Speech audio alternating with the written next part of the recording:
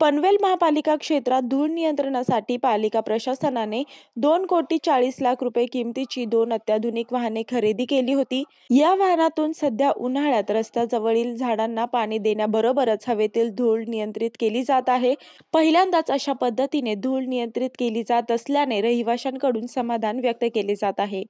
रहिवाशांना स्वच्छ हवेसोबतच रस्त्यालगतच्या झाडांवर बसलेली धूळ जमिनीवर बसत असल्याने झाडांनाही मोकळा श्वास घ्यायला मिळत असल्याचे चित्र आहे।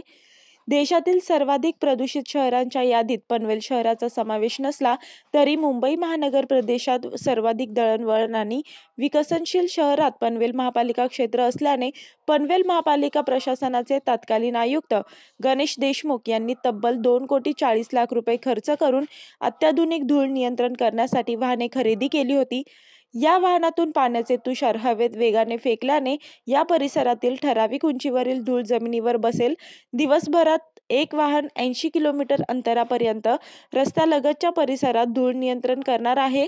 काही महिन्यांपूर्वी पालिकेने खरेदी केलेली ही वाहने सध्या पालिकेच्या ताफ्यात कार्यान्वित झाली आहेत। विशेष म्हणजे या वाहनातून हवा शुद्धीकरणासाठी वापरले जाणारे पाणी हे महापालिकेच्या उदंचन केंद्रातून शुद्धीकरण केलेले असल्याने हवा शुद्धीकरणासाठी पालिका प्रक्रिया केलेल्या पाण्याचा वापर करत असल्याने पिण्याच्या शुद्ध पाण्याचा अपव्यय पालिका टाळत आहे।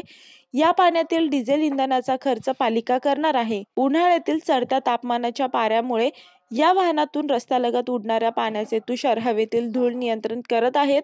मात्र रस्त्यालगतच्या परिसरात थंडावा राहत असल्याने रहिवासी समाधान व्यक्त करत आहेत। मी वर्षा काटेकर, योद्धा न्यूज, नवी मुंबई।